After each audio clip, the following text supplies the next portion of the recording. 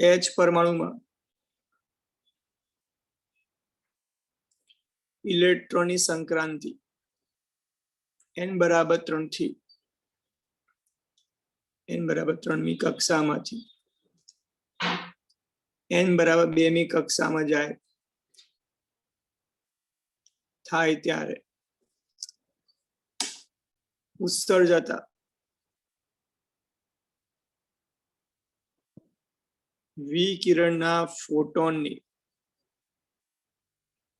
ऊर्जा खाली जग्या इलेक्ट्रोवोल्ट એટલે 3 માંથી 2 માં જાય છે તો ઊર્જાનું સૂત્ર આપણે HF બરાબર E બરાબર લખીએ E3 E2 E બરાબર શું લખીએ HF આનું સૂત્ર હતું -13.6 n² n તરીકે કેટલા છે 3 માઈનસ તો ખરા જ -13.6 એ 2 છે એટલે 2 નો સ્ક્વેર થશે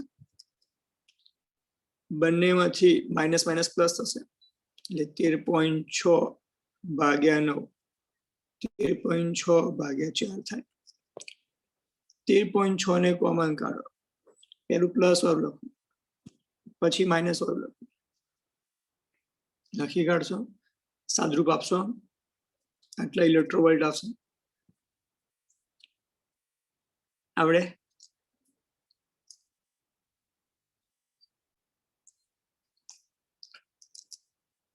MCQ नंबर 18 चल H परमाणु ना इलेक्ट्रॉन नी प्रथम 1.88 आवे छे प्रथम उत्तेजित अवस्था में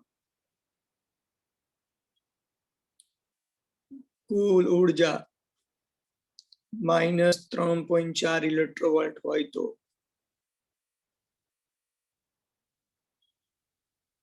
आ अवस्था में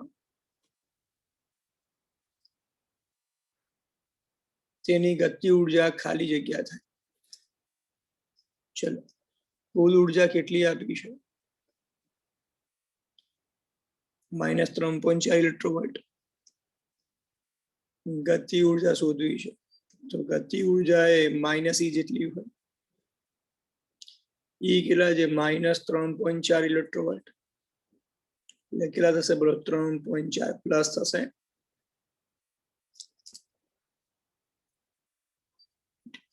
ચલો MCQ નંબર 19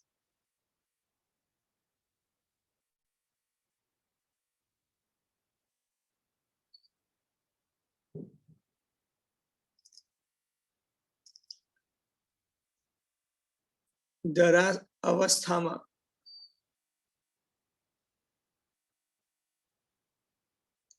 हाइड्रोजन परमाणु नी कुल ऊर्जा -13.6 इलेक्ट्रोवोल्ट तो प्रथम उत्तेजित अवस्था में इलेक्ट्रॉन नी गति ऊर्जा खाली जग्या देखो तमने रकम अहीं कुल ऊर्जा आपी छे धरावस्था प्रथम उत्तेजित એટલે n બરાબર 2 માં ગયો તો E બરાબર સૂત્ર શું હતું -13.6 / n² ઇલેક્ટ્રોવોલ્ટ 2 નો વર્ગ થાય કેમ કે પ્રથમ ઉત્તેજિત છે તો જવાબ શું હતો -3.40 ઇલેક્ટ્રોવોલ્ટ તો આપણે ગતિ ઊર્જા શું થાય તો K બરાબર -E तो जवाब 3.40 इलेक्ट्रोवोल्ट बोलो आवड़े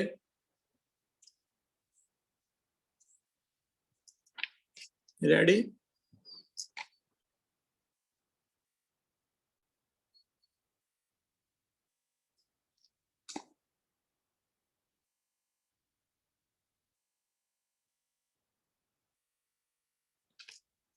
चलो क्वेश्चन H परमाणु माटे आयनीकरण ऊर्जा 13.6 ઇલેક્ટ્રોવોલ્ટ છે. ધરા સ્થિતિમાં રહેલા H પરમાણુને 12.1 ઇલેક્ટ્રોવોલ્ટ ઉર્જા ધરાવતા વિકિરણના ફોટોન વડે ઉત્તેજિત કરવામાં આવે છે.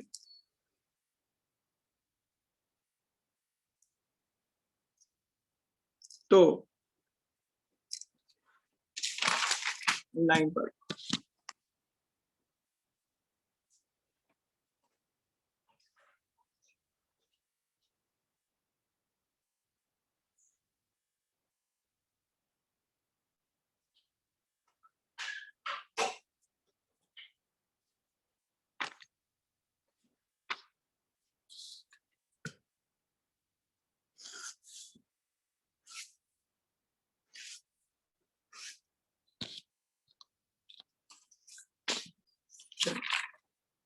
ઉત્તેજિત કરવામાં આવે તો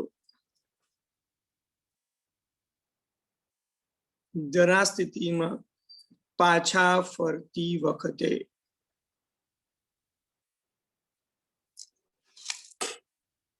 આ પરમાણુમાં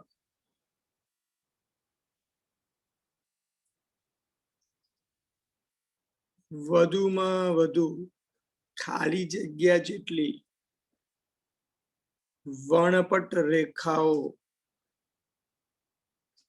ઉત્સર્જન પામી શકશે.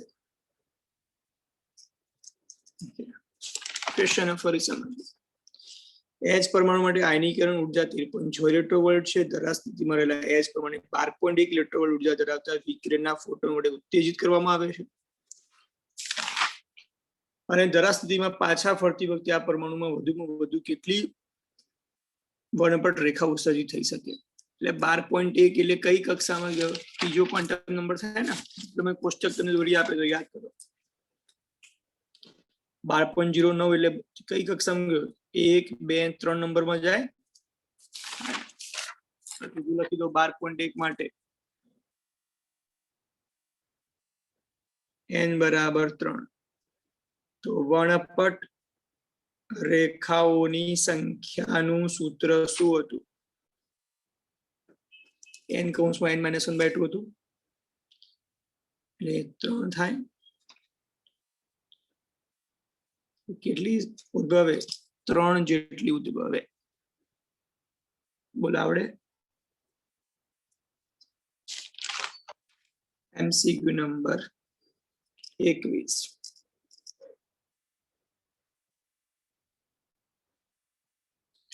ધરા અવસ્થામાં H પરમાણુના ઇલેક્ટ્રોનની કુલ ઉર્જા -13.6 ઇલેક્ટ્રોવોલ્ટ છે. તો તેના માટે ન્યૂનતમ ઉત્તેજના ઉર્જા ખાલી જગ્યા ઇલેક્ટ્રોવોલ્ટ થાય. ન્યૂનતમ ઉત્તેજના ઉર્જા ન્યૂનતમ એટલે 1 માંથી 2 માં જાય. આ ન્યૂનતમ શોધવાની છે. તો ન્યૂનતમ ઉત્તેજના ઉર્જા શું થાય? E2 - E1. તો બીજી કક્ષામાં ઉર્જા કેટલી હતી? 3.40. પહેલાની કેટલી હતી? 13.6.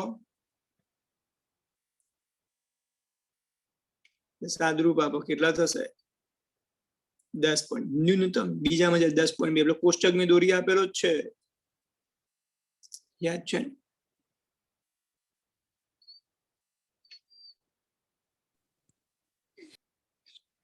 રેડી? આવડે? MCQ number 22.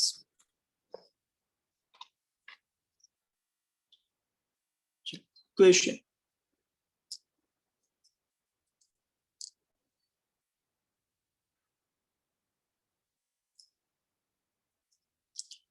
H પરમાણુમાં નીચેના પૈકી ઇલેક્ટ્રોનની કઈ સંક્રાંતિમાં મહત્તમ તરંગ લંબાઈ વાળું વિકિરણ ઉત્સર્જન પામશે? આના ઓપ્શન લખું છું.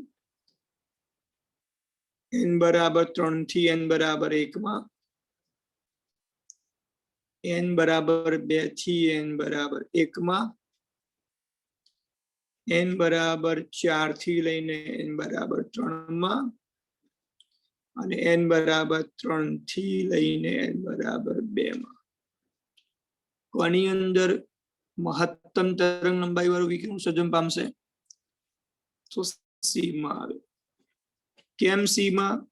આપણે વાત થઈ હતી જેમ જેમ ઉપર જેમ ઉર્જા શું થતી જાય, બોલો, ઉર્જા જેમ જેમ ઉપર જે શું થાય, માઇનસમાં ઋણમાં ઘટતી જાય ને.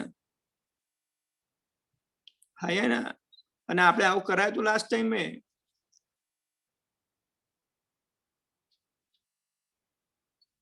આ માઇનસમાં ઘટતી જાય ને, તો મહત્તમ તરંગ લંબાઈ, આપણે તો મહત્તમ તરંગ લંબાઈ કીધી છે. તો મહત્તમ તરંગ લંબાઈ શોધવી હોય તો ઉર્જા માઇનસમાં ઘટતી જાય. તો લેમડા જેમ જેમ ઉપર જઈએ એમ લેમડા વધતો જાય.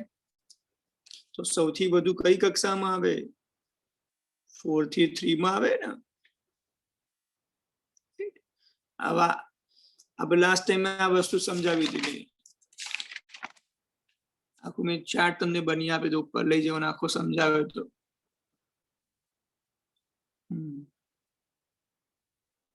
JEE માં પૂછાય તો આવો. બરોબર બરોબર. ઓકે, હું તમને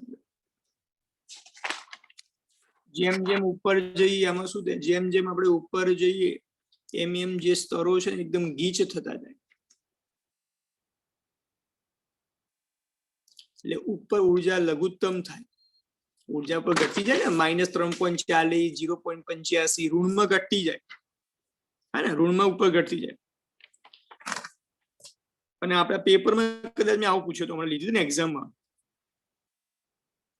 હા, પેમ્પલેટમાં 7 નંબરનું હશે ક્વેશ્ચન, એમાં મેં સમજ્યા, પેમ્પલેટમાં સમજાવ્યું. આ જો મને યાદ આવે તો ક્યારનો કયા નંબરનો કીધો?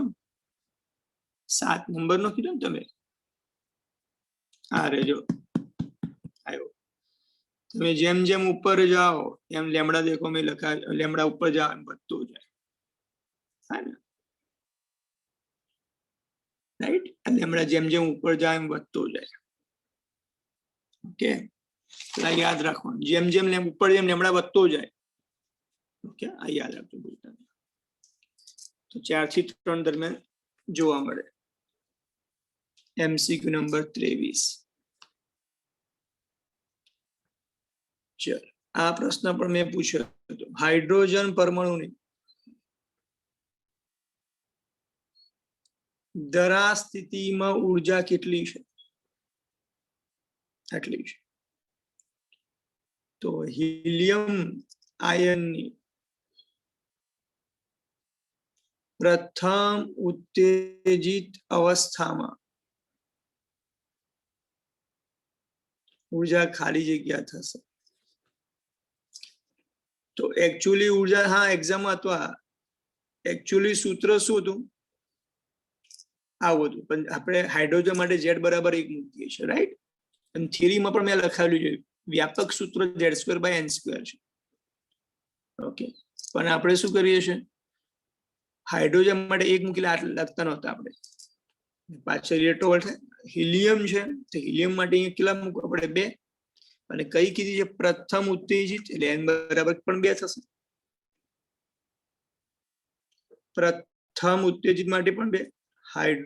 હિલિયમ નો પરમાણુ ક્રમાંક પણ 2.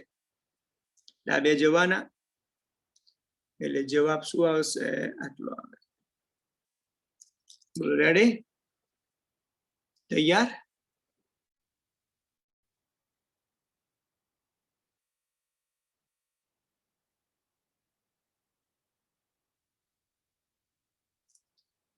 MCQ નંબર 24 જે આપણે ડિલીટેડ થઈ ગયો છે ભાગની વાત કરીએ 1/2 mv² જેટલી ગતિ ઉર્જા એટલે આ JEE ની પેપરની અંદર ડિલીટેડ કોર્સનું પૂછાયું હતું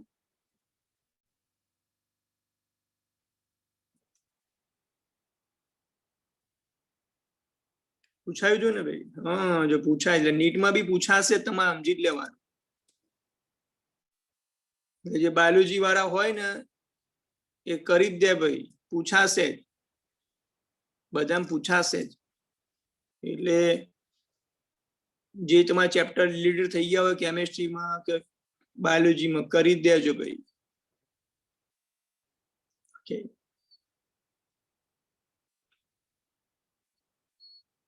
પછી છેલ્લો વાંચ પેલો વારો ના આવે રોવાનો વારો ના આવે કે કર્યું ના ઓકે એટલે કરી જ દેજો અને આપણે 10મા ચેપ્ટરમાં છેલ્લો પોર્શન ધ્રુવીભવન વાળો નથી ચલાવે એ પણ ચલાવી દઈશ આપણે ઓકે એક્સ્ટ્રા હું સમજાઈશ બધું ખાલી મેં 10મા ચેપ્ટરમાં જ પાછળનું કાપી 10મા ચેપ્ટર ને 5મા ચેપ્ટરમાં એ મેં થોડું રિલેટેડ નથી ચલાવ્યું એ બંને ચલાવી દઈશું 10મા ચેપ્ટરમાં એક માલસનો નિયમ આવે છે ઇમ્પોર્ટન્ટ છે એ સમજાવવાનો બ્રુસ્ટરનો નિયમ આવે છે અને 5મા ચેપ્ટરમાં પાછળ હિસ્ટેરિસિસ લૂપ આવે છે એ સમજાવવાનું છે એ બધું બોર્ડ પછી કરાવીશું અત્યારે નહીં કરાવીશું બોર્ડની એક્ઝામ અમારા MCQ બધા પાઠના પતિને પછી કરાવીશ ઓકે અને 14મા ચેપ્ટરની અંદર સોલર સેલ આપણે ચલાવવાનું બાકી છે ને ટ્રાન્ઝિસ્ટર જે ટોપિક ચોપડીમાં આપ્યો જ નથી ટ્રાન્ઝિસ્ટર કદાચ JEE માં ટ્રાન્ઝિસ્ટરના ક્વેશ્ચન્સ પૂછાયા હશે કદાચ ટ્રાન્ઝિસ્ટરના કદાચ પૂછાયા હોય JEE માં ટ્રાન્ઝિસ્ટરના ઓકે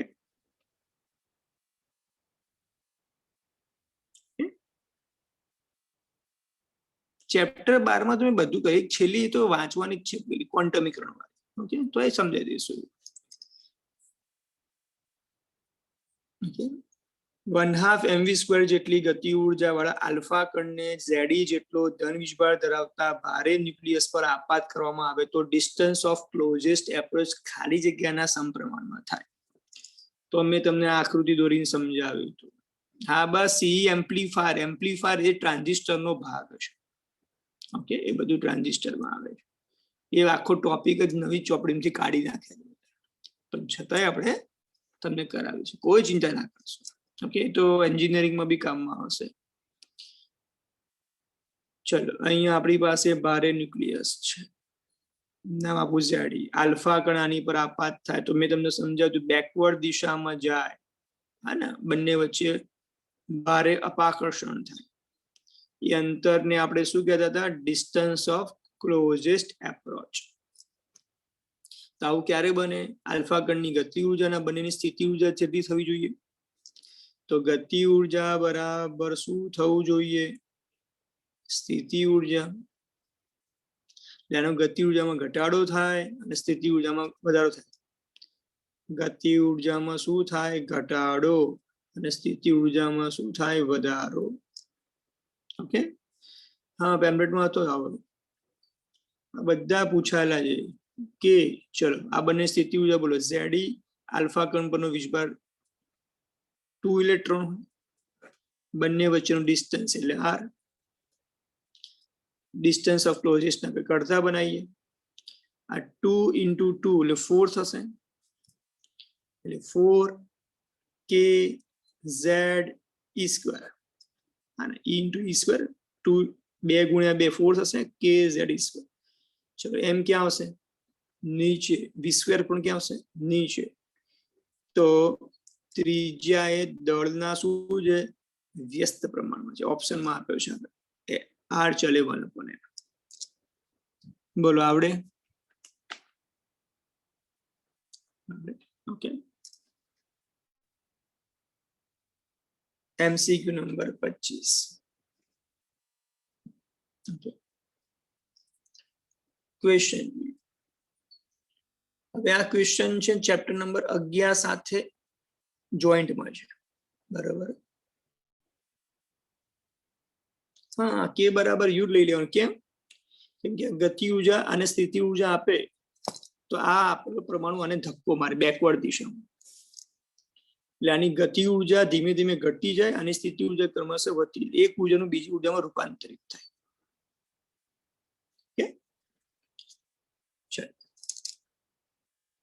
ક્વેશ્ચન બી, H પરમાણુમાં ઇલેક્ટ્રોન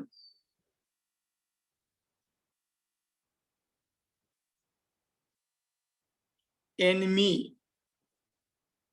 ઊંચી કક્ષામાંથી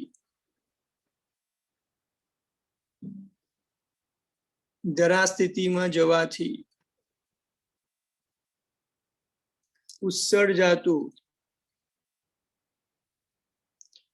વિકિરણ 2.75 ઇલેક્ટ્રોવોલ્ટ વર્ક ફંક્શન ધરાવતી ધાતુ પર આપાત કરતા ઉત્સર્જાતા ફોટો ઇલેક્ટ્રોનને અટકાવવા સ્ટોપિંગ પોટેન્શિયલ 10 વોલ્ટ માલુમ પડે છે. તો n બરાબર ખાલી જગ્યા. હવે આ સાંભળજો, આની અંદર ડેટા હું લખું છું. પહેલા 2.75 ઇલેક્ટ્રોન વર્ક ફંક્શન ને આપણે 50 આપણે સમજાવ્યું ચેપ્ટર નંબર 11 માં. સ્ટોપિંગ પોટેન્શિયલ ને V0 વડે બતાવાય. કેટલો છે? 10 વોલ્ટ. તો આપણે n શોધવાનું છે. ઇલેક્ટ્રોન nમી ઊંચી કક્ષામાંથી ધરા સ્થિતિમાં જાય છે, એટલે વધારે ઉર્જાવાળી કક્ષામાંથી ઓછી ઉર્જાવાળી કક્ષામાં આવે છે. તો આલ્બર્ટ આઇન્સ્ટાઈન નું સૂત્ર છે HF = HF0 પ્લસ EV0. આ સૂત્ર છે. ઓકે, આ સૂત્ર આવશે આપણે